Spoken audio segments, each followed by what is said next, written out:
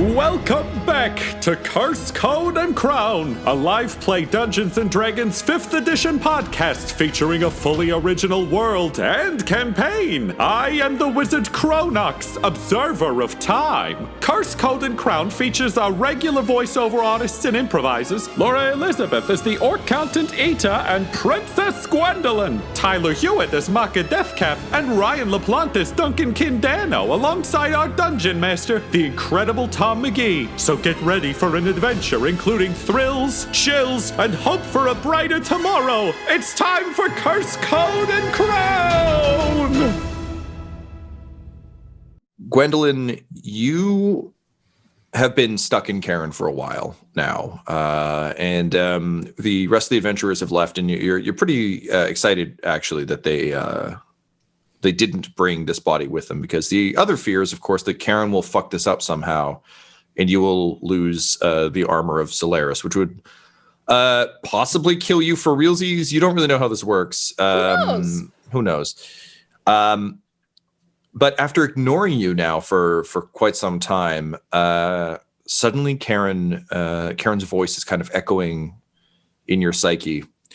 And she just says, Gwenny, remember when I was stuck in a painting and we became friends and you let me live in your armor? I'm sorry, was that a legitimate question? Yeah, don't you remember how nice that was? Those times were fantastic. Right? Okay, good. It meant a lot. And the fact that I don't have to live in a stupid painting anymore is really nice. And I really enjoy this armor. It's pretty cool. But you know how and here comes the but. Yeah. Wouldn't you hate it if you had to hang out with the sword that killed you all the time? Wouldn't that suck? As a reminder that you got killed by it?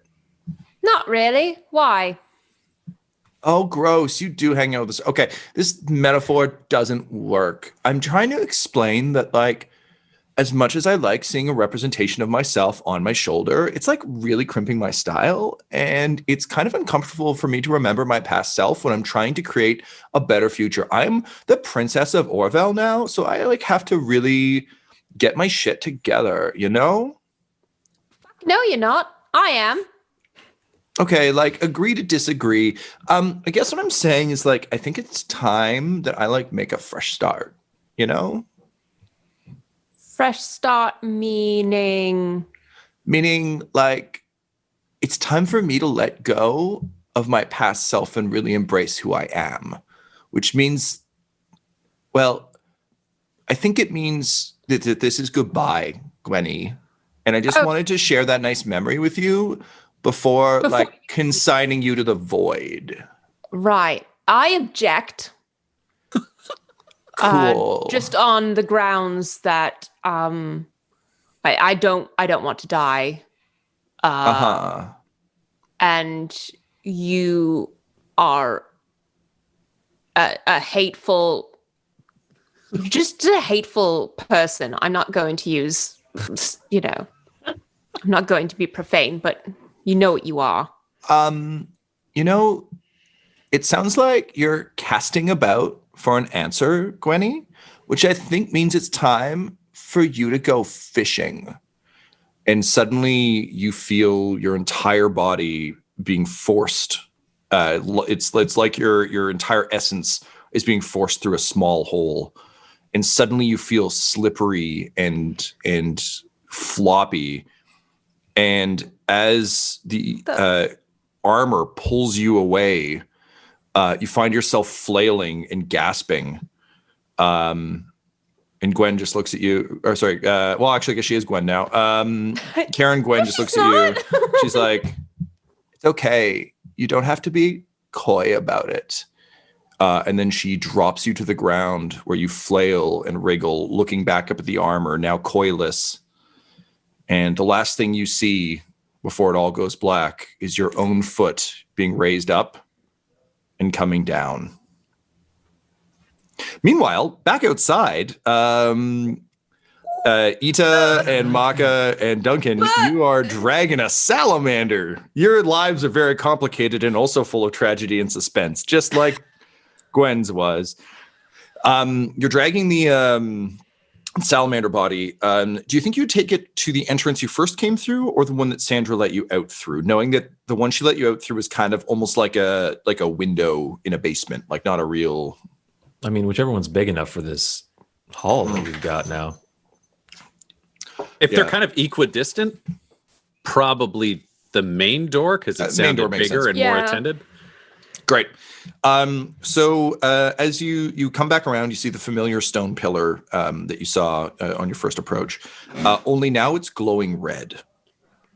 And forgive me, Laura, did we establish that Ita could read what was written on the... We did, I believe, that you could read what was written on the pillar.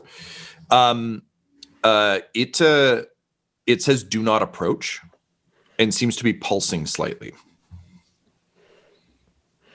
My fellow temporary travel companions, do you believe that it is pulsing in reaction to the salamander?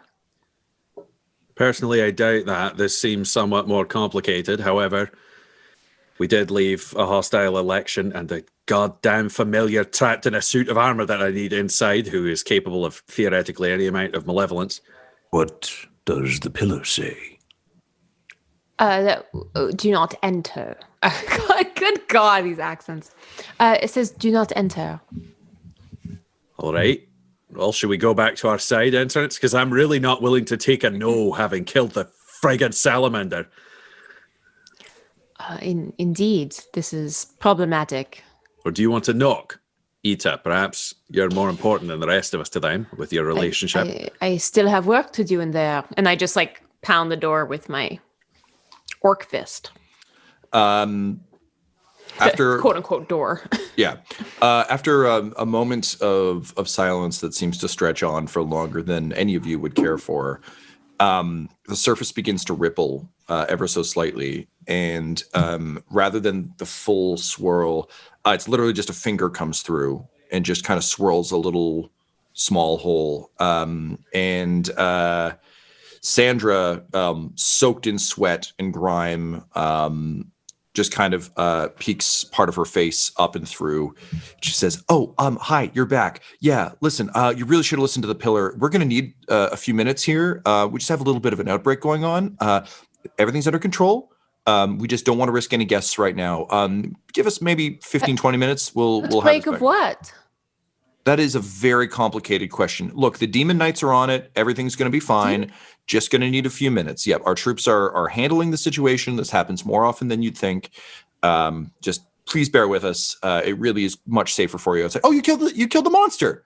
Oh, that's great. Oh, that's really good. But yeah, just please give us a few minutes, okay? And then she, without waiting, just closes the rock hole. I did not realize there was a threat inside as well. I'm not crazy about this either.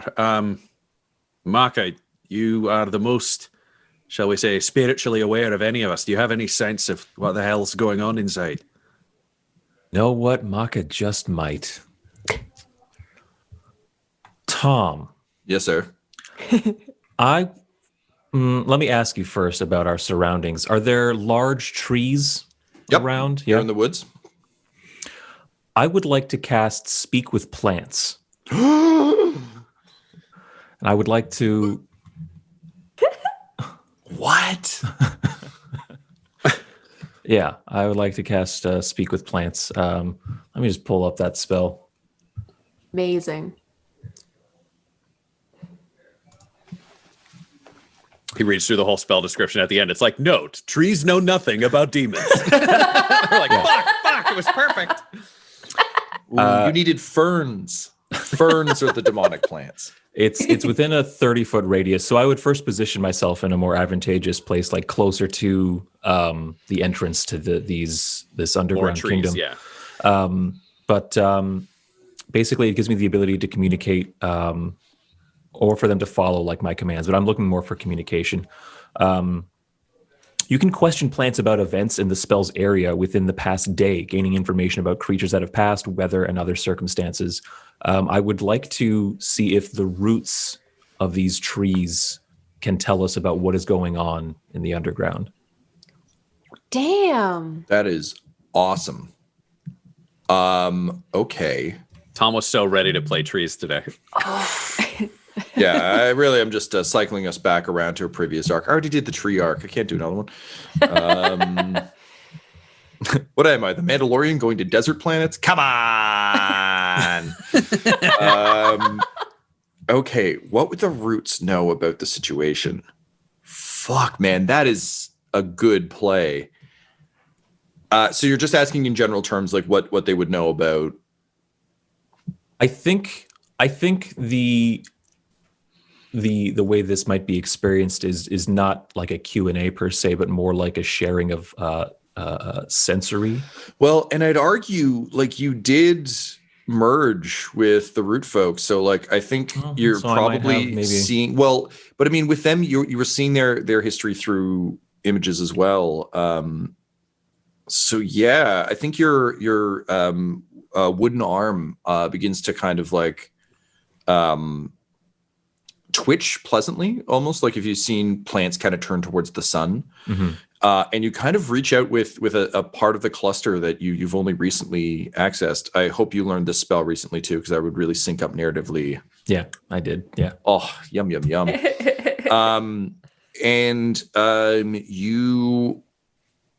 You feel dark things deep underground. You can feel kind of that energy you sensed earlier, that sort of constant prickling in the air. You now recognize is born of the concern of these deep-rooted ancient trees. It's again not so much a Q&A as it is kind of feeling the sensation of what they've known. But you get a sense of primordial evil, of ancient, deep things better left buried. And you get a sense, you feel sort of a kind of a feeling of vague emotion of those things being pulled upward. Interestingly, you also get a sense of something like the cluster to some extent. Mm-hmm. And you also feel full. Like you feel like you've just had far too large a meal. Like you had 5 of those watermelons. And you feel content and almost bemused. And is this a fullness that I'm drawing from the roots, or is it some other presence? It's an impression that they have. Okay. They never want to knock on wood, but this is the impression that they get. Everyone pulls a fedora out. Yeah, so no, it's again, you're basically like, I can't be too clear about this for plot reasons, but you're getting sensations that they are trying to convey to you in the best way they can, but they don't necessarily sync up or make sense. They're just kind of sensations that your more humanoid brain has to try and suss out. Okay. I'll draw my hand off of this tree that I've kind of tapped into near the entrance to Sprangbrekh, and I will. Sorry, Tyler. I'll give you one more. Sure. There is a sensation of the light coming off that pillar, blinking off and coming back on at irregular intervals. It seems like something that has happened before. You also get the image of a nut closing when there's a sensation of red, and of the nut kind of cracking open when the red is not there. Interesting. Very interesting. Okay.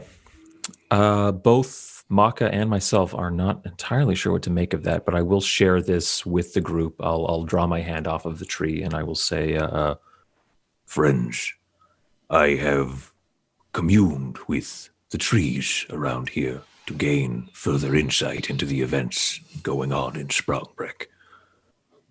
I felt an evil an ancient evil presence. And a sort of deja vu or familiarity to these events, or at least to that pillar right there. It has done this before. It has done this many times before. I think we should try to get in as soon as possible. When you say you communed with the trees, do they know of a path? Could they make us a tunnel? Is there any way they could help us get inside? I could not command them to forge a path where there is not one already, but they may know of one. The pillar turns green. What's it say now, Ita? Tom? It doesn't say anything just yet. It still says do not approach. Okay. But the wall begins to shimmer. And it's not as elegant as the first time where she like properly swirled you in. It's more of like a casting aside, like if you get trapped in curtains. But she kind of pushes aside the stone and then shapes it into a proper entranceway. And you can see she's like pretty exhausted and kind of grimy. And she's like, I am so sorry about that. Hang on, sorry, one moment. And she like scurries out and she goes and touches the pillar and she just slowly shifts it into the Sprangbrekh this way sign that it previously was. And then she turns around and just like, you know, with one of those sighs of contentment about like, okay, we're back on track. It's like, okay, so you killed the monster. That's incredible. I'm really sorry about that. It happens every so often. It is an unfortunate, necessary risk that we take, but one that we're very well equipped to handle. So everything is fine now. You're most welcome to come back in. What is this it that you are referring to? Oh, we had a small containment breach, a small outbreak on the lower levels, but we got it back under control. The Demon Knights are fantastic at what they do. I'm sorry, a breach of what exactly? Well, the mines. What is contained within the mines? There's perhaps information that we are not privy to. Well, with due respect, if your Googleplexes refuse to tell you, I don't see why I should. The Empire of Numbers is well aware of what we do here. Tom, am I aware? No. At all? For those of us who are not part of the Empire of Numbers, allow me to just, let's say, throw out an estimate, and you can respond or not as you will. But if you have mines which have containment fields that breach that can only be prevented by demon knights, my guess is that you occasionally have demons storming into your mines. In a manner of speaking, yes. I don't really have a follow-up question. I thought this would be more secretive. All right, yeah, that checks out with me. Thank you for your honesty.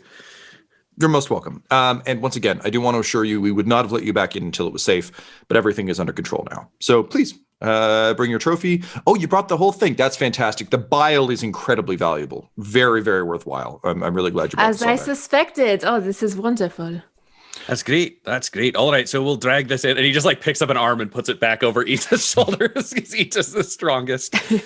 Sandra's a little bit taken aback and is like, oh, you're a very strong orc count. All right, fantastic. Right this way. I might be considered a large creature in terms of carrying things, some might say. What's your carrying capacity? That's a number that I bet our listeners would want to know.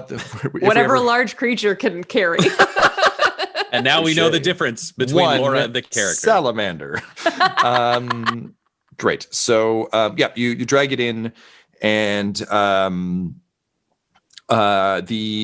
you're kind of taken to essentially like a holding area in what seems to be sort of the central offices. What would probably be like essentially like the mayor's office or the town hall where President Nagata lives and works. And you're kind of taken to a side room there. There's a commotion, but it's very much the feeling of people kind of getting back to business as usual. You notice that everyone's getting back pretty quickly. it's taking like a couple extra seconds for the tequila to return, but it is slowly returning. Nature is healing. So you're in the office, and a couple of assistants are kind of there, like putting down tarps. And said, so how do you go about removing the head? Perhaps a object that has a sharp edge and some weights behind it, such as an axe. Oh, okay. All of our axes are currently in use. You don't have anything on you? Duncan just lets out a big sigh, and he draws out his 2 daggers, one in each hand, and he just goes, ah! And it's just Drax in that Guardians of the Galaxy 2 opening, just rapid stabbing over and over again, hacking through the neck of this salamander. Makka just dances by in the foreground. I kind of lean to Makka and just say, like, I sense that there is more to this than just the physical act of decapitation, no?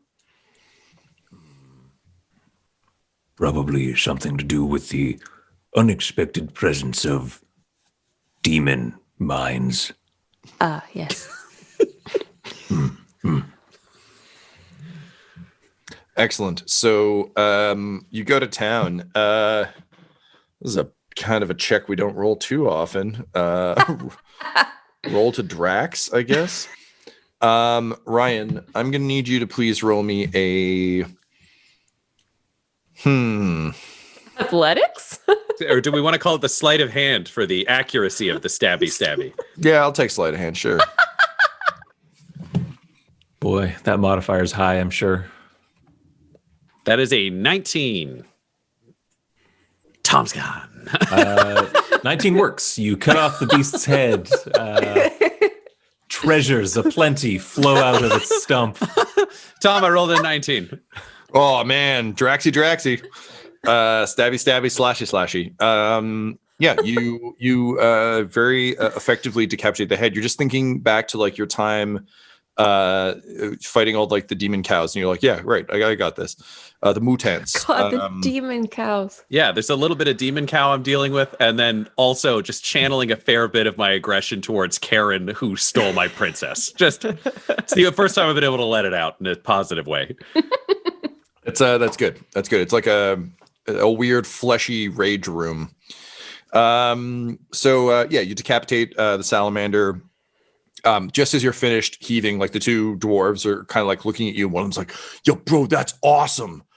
And then he high fives his bud. They're both pretty jazzed about it. At which point you are informed by an aide that President Nagata is back and is ready to see you. So President Nagata has summoned you to her office with the head, the trophy. You drag it up the stairs. You find yourselves in a large presidential office. She's got kind of a big stone table that's obviously been crafted out of the ground. And as you walk in, you see her using one hand to just kind of idly twirl the corner of the desk. The same way that like I tend to twiddle pencils or some people twiddle their hair. She's literally just twiddling the stone in a small arc. And as you walk in, she is a little bit startled because she kind of wasn't paying attention. She's just go. And she leaves it, and it's just kind of stuck in a permanent curl that she seems to ignore as you drag the head in. She says, "Oh wow, you killed the beast. Well, damn, good work. Shots." Honestly, I wouldn't say no to one at this point. So yes. She opens her desk and just starts pulling out various stoppered bottles. She's like, "Yeah, take your pick." He'll just take the furthest one on the left, and he'll take a swig. And that was the day Duncan Danno first tasted Jägermeister. It tastes like the tone of this entire place, but it's bracing at least, so you got that going for you. As a guy who's been thoroughly stomped and is covered in blood, he's okay with it. Yes, she gets you to recount sort of the tale of the fight. And is quite enthused, and she's like, "Oh, that is most excellent. You made wonderfully short work of it from the looks of things. Do you require any additional medical assistance? We certainly have healers amongst the demon knights. If they're a little bit busy right now, but in a few minutes they should be good to help. I most certainly would. Agreed. Yes, I am injured. She nods and she says, I apologize, I can't do anything for you personally. As you can see, she kind of gestures around the room too. You realize what is now a very beautifully well-crafted space. Like, it seems like she really has spent time. She says, I'm a stone shaper myself, so fortunately my abilities don't really extend to the healing arts or the fighting arts as much as the shaping arts. But one of our clerics will be up shortly to tend to your wounds. This is fantastic. This is going to look so dope in our dining hall. And honestly, it's going to make life a lot easier for all of us and for the Empire as well. This should clear up a lot of our trading issues. So you have my thanks, heroes. Oh, did the salamander cause financial irregularities in your records? It was preventing proper trade from coming in and out. We had to do some business with some a little rough and tumble people. We imagine they might have been skimming some off the top on the way out. But yes, this means we can go back to business as usual, which is tight. Indeed. Well, regardless, I would still appreciate seeing Dagwood's Smithsonian and ensure that everything is reconciled properly. Of course, happy to do it. Just hang tight for our healers to come by. But once word spreads of what you've done, I think you're going to find a lot of doors open to you here. And I'm sure Dagwood will be happy to share with you. Again, you've done our people a tremendous service. Hopefully not the doors to the demons. There's no doors to demons. What are you talking about? The demons that have come through, no? Oh, yeah, but there's no doors. I'm sorry. Did you think they were the demons were just hanging out behind doors or something? Some sort of portal. I just want to be clear from where I'm standing over here that we would like to be considered separately in the eyes of Fortress Sprangbrekh. Like that's her thing. We'll talk next. Oh, okay. Well, not to worry. No doors involved. Just a simple mining mishap. It's all sorted. Again, Legion of Demon Knights. They're the best in the business.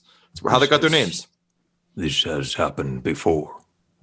Yes, it's a necessary danger of the kind of work we do, but it keeps the lights on. Why? I'm very excited to look at your books. Oh, good. Excellent. So in terms of the emolument armor that we would need to discuss, who is the person we would talk to about soul bonding, re-soul bonding, or breaking those kind of links? You told us this beast would have to be defeated to earn the trust to have those conversations. Yes, absolutely. You want to speak to a woman named Jeanette. She is our current expert on... Jeanette Wilcox is our current expert on soul bonding. She's responsible for helping all of the demon knights to bond with their armor, and has carried the tradition of the bond on at least until she grays. But yes, you can speak to her. She is a bit cagey. She's definitely a traditionalist, but given the service you've rendered us, again, she'll come around. She might be salty about it, but she'll come around. Excellent. Do you think it... Go ahead, Makka. Sorry. Have the armor's original smiths and craftspeople already grayed and petrified? Oh, yes. Of this. The armor of Solaris, as you have dubbed it, is what generally is referred to as Mark II armor in terms of our scale. Look, again, I don't mind telling you this because I'm kind of on my way out, but do kind of keep it under your... And she looks at Ida and then Makka and then at Duncan, who actually does have a hat. She's like, under your hat. The armor that you claim belongs to Solaris is actually the armor of Frecklin the Tall. One of our greatest heroes, the tallest dwarf to ever live, as the rumors would have it, which is likely why it fit a human person. Freckland was a mighty warrior entrusted with maintaining the safety of the Getna mines. We thought he was lost. We weren't entirely certain where your Amala Kinsaleris found the armor, but if the legends are true, she killed him for it. It was one of our greatest heroes, someone who would have been vital in the bygone fight against the Necrotus.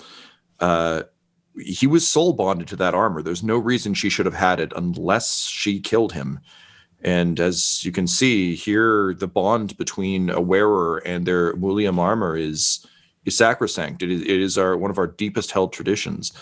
So it's going to be a bit of a touchy subject. And again, the fact that you brought it back to us means we can finally put a very dark blot on our history behind us. We can finally honor our hero as he deserves to be honored, as it sounds like you honor Solaris. Now, in terms of your princess, Karen, we can certainly sort that out. No, Karen is not the princess. I just want to be clear. But you did want her out of the armor, correct?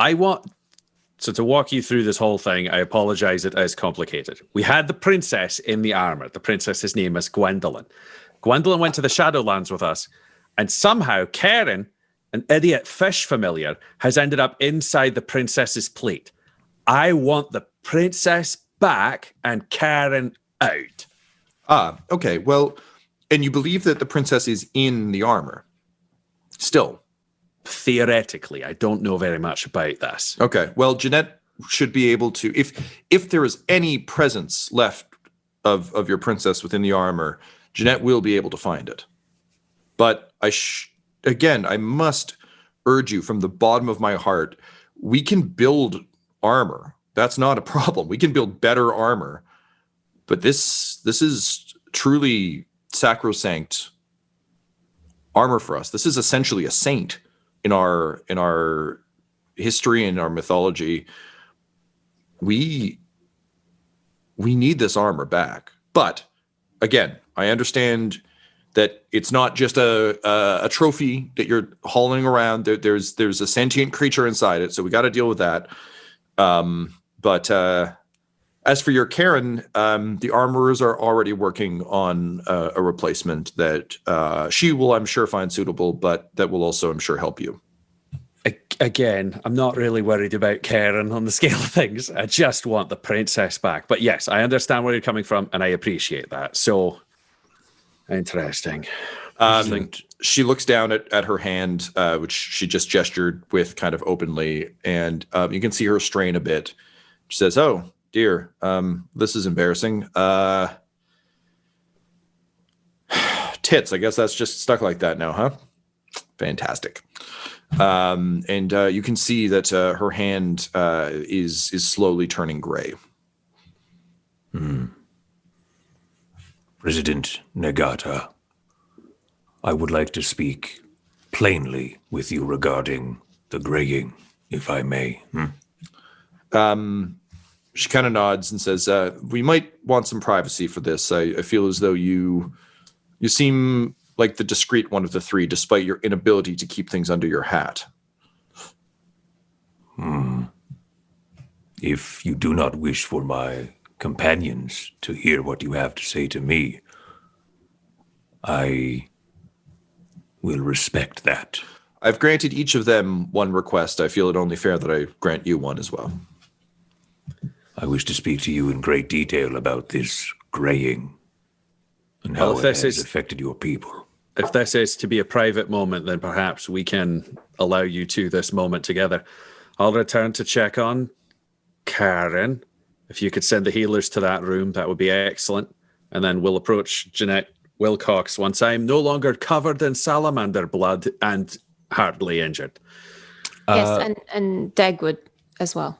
Before Duncan goes, Makka's going to cast Cure Wounds on him. Just lay a hand on his shoulder and cast Cure Wounds, just at level 1. which is 1d8 plus my modifier. So that's 9 hit points back. And he'll just say, In case there is another outbreak. Thank you, my friend. I appreciate it. and he'll turn to President Nagata and just wait. So we'll say Ita and Duncan, you return during this time to the rooms.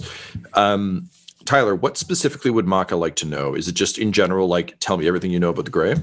Basically, he wants to know if this has always been an affliction that these dwarven people have had to deal with, or if it started at some point. He wants to know what, and if you talk about this place having healers, like what steps have healers taken to prevent this before they just built a society around aging out and becoming a statue? Like, It seems like a society that has given up on beating the Grey or treating it, and more a society that has just kind of structured itself around this phenomenon. Yeah. You and I haven't discussed it very much, but the idea that a flesh and blood thing turns to stone and does not then confer life energy into the cycle is like hugely problematic to Makka.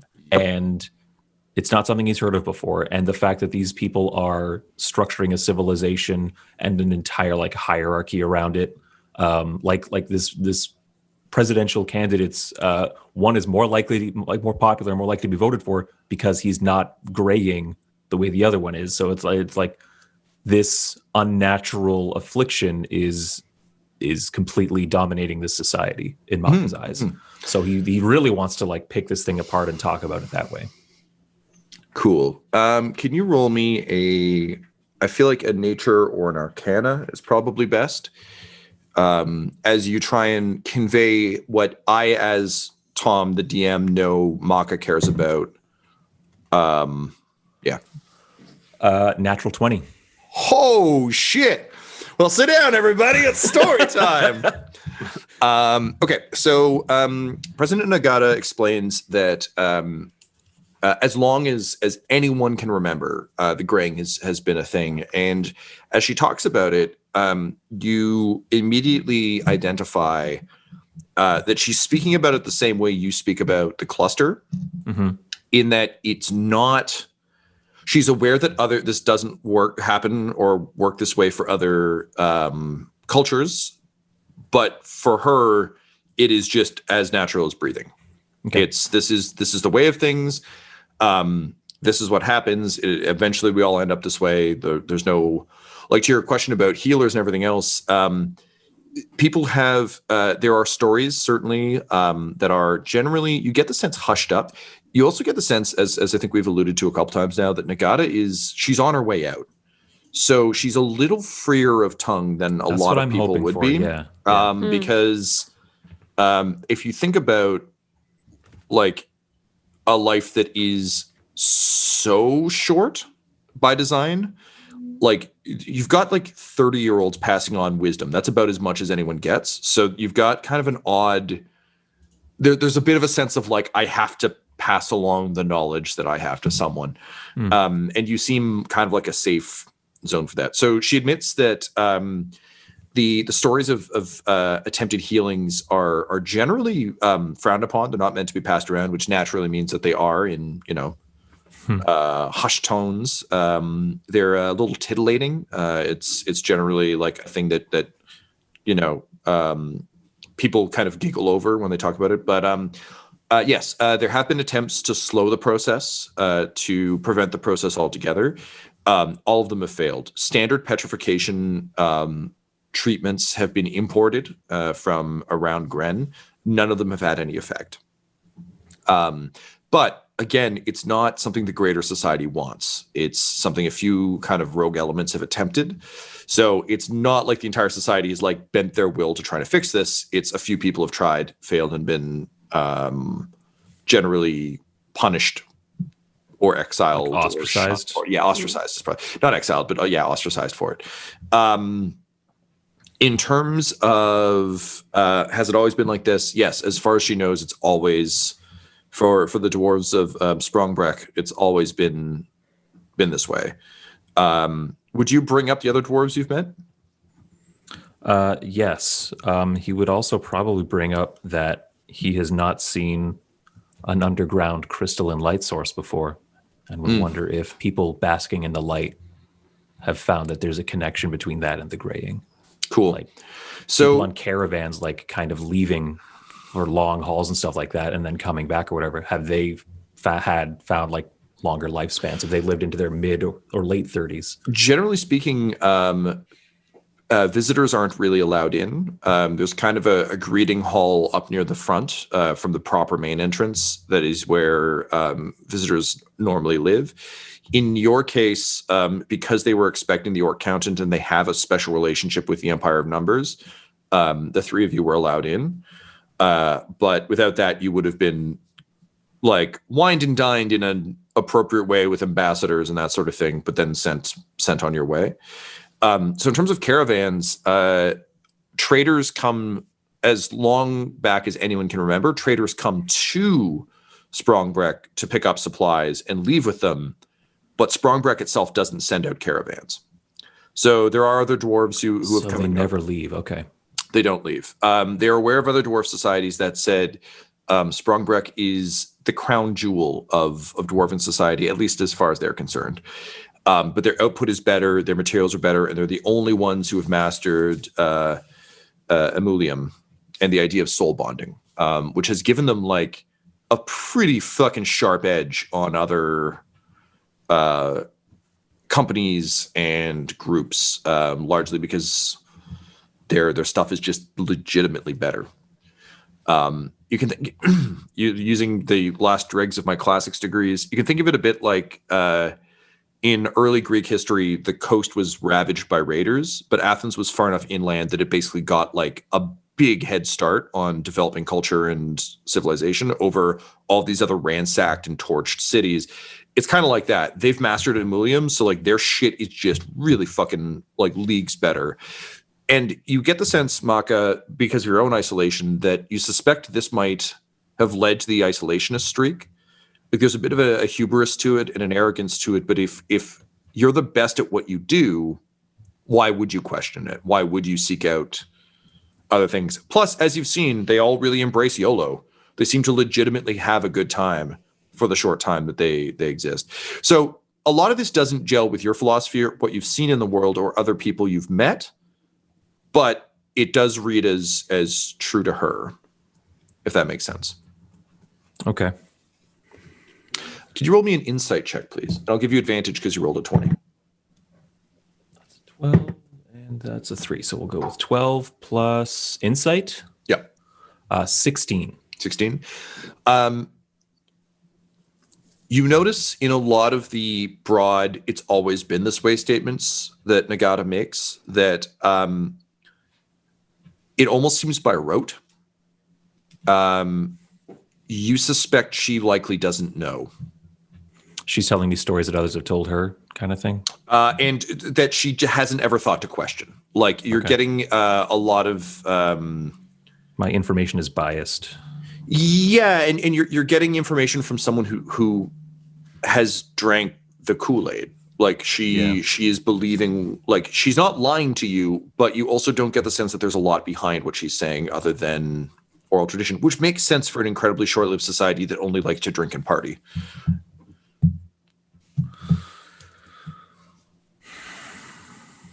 Okay.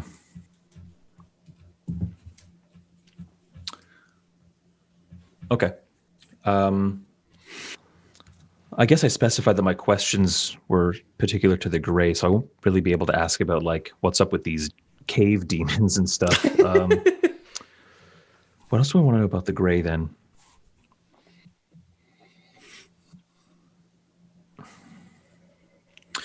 These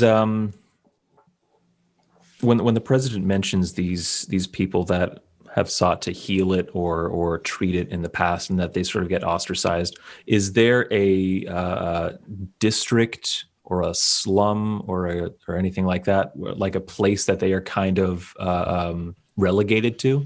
We might be able to speak with some of them. There aren't any alive right now. Currently, there are several who have grayed out. Generally, they're You'll know which ones are them because they're usually the incredibly destitute statues that are usually vandalized. And like in modern parlance, it'd be like you'd take a selfie with them. So they're around and you can kind of go see them, but there's no specific slum. They are generally found in like back alleys and that sort of thing, but there isn't a like an exile district because there just haven't ever been enough at the same time.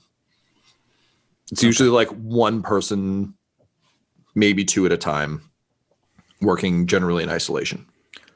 And with the entire population graying out and becoming essentially statues, where do you find room for all of them? She just kind of nods and says, we cycle them through. They line the mines both to remind us of our ancestors, but also it's just a space thing. So generally speaking, every decade or so, we rotate statues through, but there are many, many, many lining the deep tunnels beneath us. With only 30 years walking this land, is there a place where you collect your heritage and history in written form? No, bro, we just tell each other. It's an oral storytelling tradition, you know? Just sit around, pass around a bottle of Yag and just talk about like all the cool things people have done before us, you know? Yes. Thank you, President Negata. You're welcome, Makka Deathcap. I can see you are a lot longer lived than those of us here in Sprangbrekh. So we've embraced the fact that our lives are temporary and that we YOLO. May you go forth in YOLO as well, fair turtle. Everything is temporary, yes. You get it. How much time do you think you have left? Before my arm froze, week and a bit. Now, probably a couple days. It won't be long. Is there any comfort I can provide you? I am a gravekeeper to my people, and if this is your people's death, it is my duty to offer any final rites or preparations you would ask. So she kind of looks down. She's got sort of, again, she's seated in her chair. Her one arm is on the armrest. Her other arm is stuck at kind of an odd, I was in the middle of gesturing angle. She says, I'm going to be stuck like this for a real fucking long time. What pose do you think I can make with this that will be something worth doing? I had a lot of really great plans for this, but I was too busy presidenting. Also, this election's been a fucking nightmare. That play happens twice a day. And what is her arm stuck like? It's kind of she was in the middle of sort of gesturing broadly outward with a flat hand. So it just means like her hand is kind of up, cranked at like maybe a 45. If you're watching it on camera, it's what I'm literally doing right now. If you're not, it's if you can imagine someone gesturing across their body in kind of a large, expansive way, and then their arm just gets frozen there. If sitting at a desk, they're losing an arm wrestling contest. Yeah. Mako will consider this for a moment and say, I think your arm's final orientation is quite fitting of a leader. One who speaks to their people, speaks for their people. Your final petrified form should be placed on a pedestal over the petrified forms of your subjects as you gesture out to them, speaking, yes, leading them in eternal silence. That's lovely. Can you wheel me over to the balcony over there? Yes. does so. Yep. So you wheel her over. There's a small balcony with a railing, and she just kind of looks out over it and says, "Don't cry for me, Sprangbrekh." I was thinking the exact same thing, Tom. Thank you. And with a tear in her eye, she just nods to you, Makka, and says, "Goodbye, And thank you. Thank you, President Negata. Goodbye. And with that, Makka, you take your leave of the president as she slowly turns to stone. Meanwhile, Ita and Duncan, you have arrived back to the rooms. You find Karen is now like, she's just doing weird things with the positioning of the armor when she's bored. So she's got like the helmet like wedged under the breastplate and like the arms up where the head should be. And you walk in, she's like, oh my God, this is so embarrassing. Hang on. And she just like slams into a wall and collapses into a pile and then slowly kind of creakily gets back up. She's like, I'm sorry, I got really bored in the armor. Welcome back. You look like shit. Karen, where is the fish that was etched onto your armor? Oh my God. Funny story. That was me. That's what I used to look like. And it faded away all day. I kept staring at it and it was going and it made me very sad. Well, Karen, bring it back. I can't. It was me. And now I'm in this armor. So my old me just faded away. Karen, you and I might have a problem. What? I believe that Princess is linked with that armor still. And I believe that you may have taken it. And if you start changing things, I don't know how that affects the armor, or you, or the princess. Where's Princess Gwendolyn? She fucking died in my arms in my mind palace, I think. I don't really understand it, but she died. I watched it happen. See, the interesting thing about my time in the Shadowlands is that I learned magical things can only die at the end of a magical weapon. And he'll draw his like metallicized bone rapier and just say, a lot of people think I'm a nice person because I've got a certain debonair charm and I speak well and I like to make jokes. I'm not a nice person. I'm someone who gets what he wants because I don't care if I live or die. Now, we've got someone we're going to have a conversation with about you inside that armor. Her name's Jeanette Wilcox.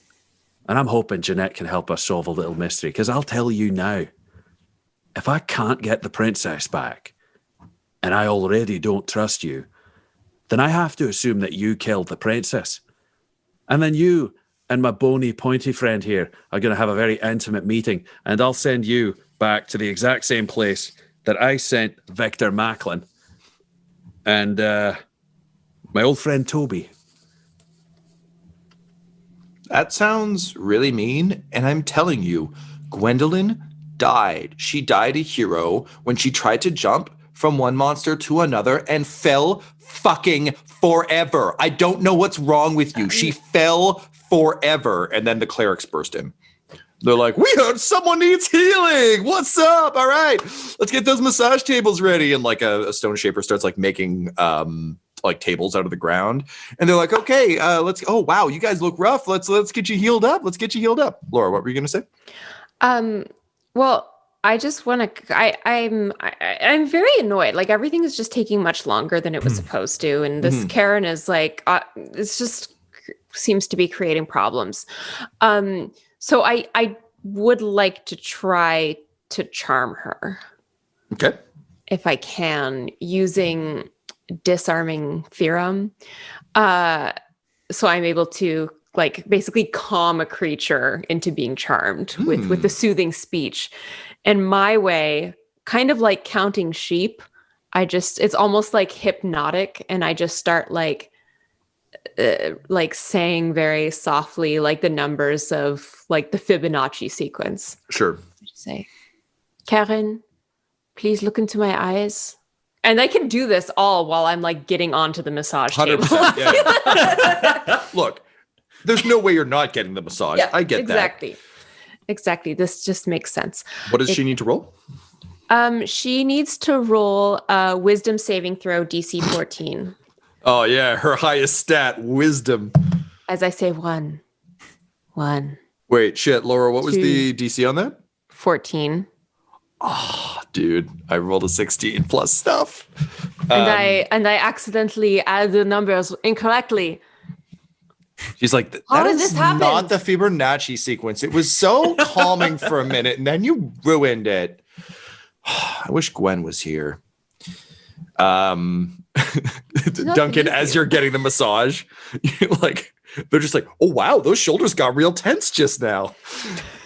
Yeah, and you can Duncan feel healing quietly, energy passing through you as they're doing this. Yeah, Duncan swears to himself in his mind that if he cannot get Gwendolyn back, he will kill Karen, just to be sure. The world will lose nothing if Karen dies. Fair statement. Speaking of Gwendolyn, you find yourself unanchored, drifting, and unlike normally when you've been able to spring out of your body, this time you more so feels like falling. And as you pass statues wearing, and I should point out, this is happening as they're dragging the salamander back from picking up from our koi moment. Okay. You've been falling for a bit, so like this is quick catching us up to where you are right now. Every time you pass one of these grayed petrified dwarves with the armor, your soul is drawn toward them, and then it bounces off. And every time it does, you hear a gruff like, "Fuck off! It's taken." You bump into another one, and it's like, "Hey, help! Help! Help!" And then you drift away, and slowly you find yourself drifting downward through solid rock and through massive crafted caverns, all lit by these sort of little energy crystals. And as you do, what's going through your mind? I don't think it's much more than just like, oh fuck, is this the end? Oh fuck, this is the end. Oh fuck. Well, it's entirely fair. So you continue to drift downward, and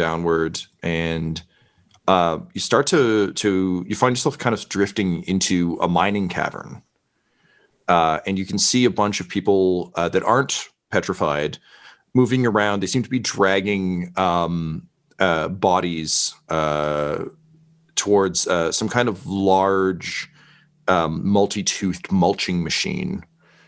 And the bodies seem to be sort of elongated, long, sort of spindly fingers, horns, and you hear them speaking in a language you don't understand, but they all seem pretty cavalier about it.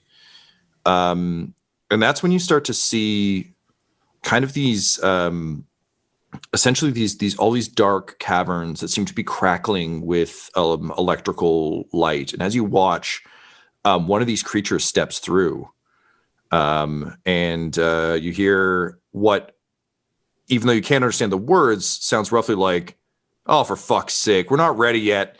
And two of these dwarves break off from the pack and just go like axes out and just go to fucking town on this thing and start dragging it towards the mulching machine. And your body drifts down past those into a larger chamber. A large chamber where you can see a massive sort of column of crystalline light, currently pulsing yellow, trapped inside which is a huge, hulking, gargantuan creature with more teeth than face, massive curling horns, the size of a small building. And around it, you see a number of dwarves just going about their business. There seem to be panels and knobs and that sort of thing. And you see one of them pull out a timepiece and nod to another one who essentially goes up and sort of like bashes this crystalline structure with a hammer. And it vibrates with a deep, unending rage and slowly begins to pulse purple. And slowly the lights around you pulse purple, and the long threads of cabling between them pulse purple. And despite the fact that you're falling forever, you realize you found the power source for the mines. And that's when you drift into a single discarded glove. And with a click of fingers, you realize you found something at least to anchor yourself. Duncan?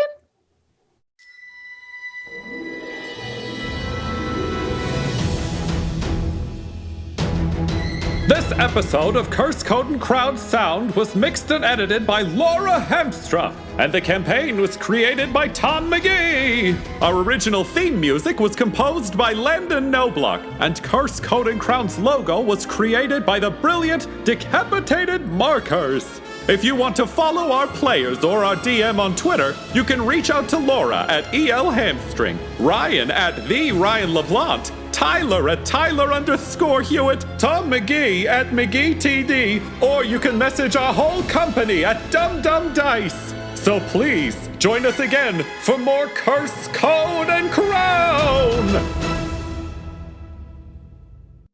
Dum-Dums and Dice has to give a special thank you to the supreme beings of our Patreon at this time: Christian Menicola, Long, the Half-Blind Prophet, James Cuellar, Charles Grams, Christopher Little, Sue One, George Dolby, One True Artistry, Orion Birchfield, Lord of Bradovic, Noel Lewis, Scott Garland, Anthony Griffin, Chet Awesome Laser, Jordan Neesmith, Benjamin V, Gavin and Abby McDonald, Taryn Hefner, and Jill and Noel LaPlante. If you want your name to be added to this list, you can join our Patreon too at patreon.com/dumdumdice. Thanks to them, and a little bit of thanks to you.